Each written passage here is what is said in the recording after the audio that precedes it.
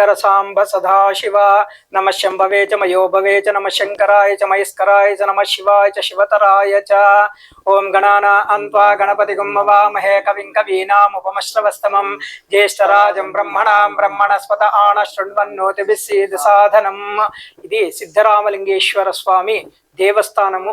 ఇక్కడ స్వామి చాలా అత్యంతమైనటువంటి ప్రకాశంతో వెలుగొందుతూ ఉంటాడు।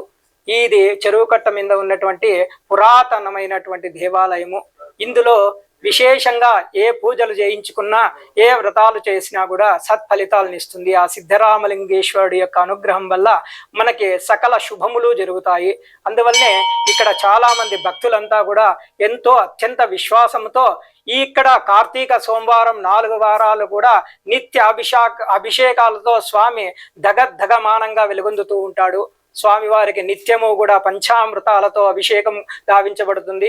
ఇక్కడ అనేకమైనటువంటి భక్తులు, ఇక్కడ ఉన్నటువంటి కమిటీ వారు అందరి యొక్క సహకారంతో ప్రతిరోజు కూడా నిత్య దీపార్చనతో స్వామివారు వెలుగొందుతూ ఉంటారు।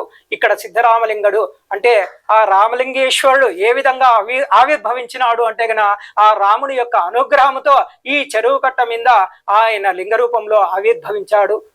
ఇక్కడ రాముని యొక్క అనుగ్రహం ఎల్లప్పుడూ కలుగుతూ ఉంటుంది। కాబట్టి నూతన దంపతులు ఎవరైనా వచ్చి ఇక్కడ విశేషంగా పూజలు చేయించుకుంటే ఇక్కడ ఉన్నటువంటి కృష్ణ భగవానుడు అక్కడ సంతాన గోపాలస్వామి అని చెప్పి ఆయనకు విశేషంగా పూజలు జరిపించుకోవడం వల్ల పుత్ర సంతానం కలుగుతుంది।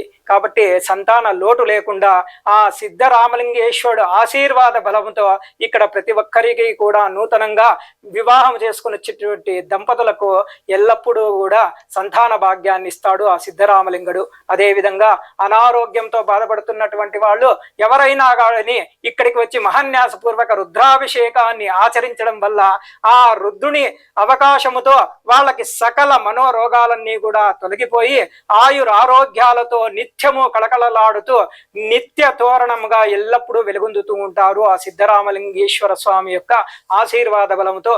ఇక్కడ ప్రతిరోజు కైపా ద్వారకా స్వామి అన్నటువంటి వారు ప్రతిరోజు కూడా నిత్యార్చనలు చేస్తూ ఆ స్వామి వారికి నిత్య కైంకర్యములన్నీ కూడా చేస్తూ ఉంటారు। సర్వే జనా సుఖినో భవంతు। ఓం శ్రీ సిద్ధరామలింగేశ్వర స్వామి దేవాలయం ధర్మవరం చెరువుకట్ట మీద 2వ గుడి।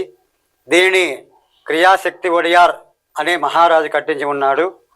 ఇక్కడ శ్రీ సిద్ధరామలింగేశ్వరుడు మరియు సంతాన వేణుగోపాల స్వామి మరియు గౌరీమాత మరియు నవగ్రహాలు పత్ని సమేతంగా ఉన్నాయి।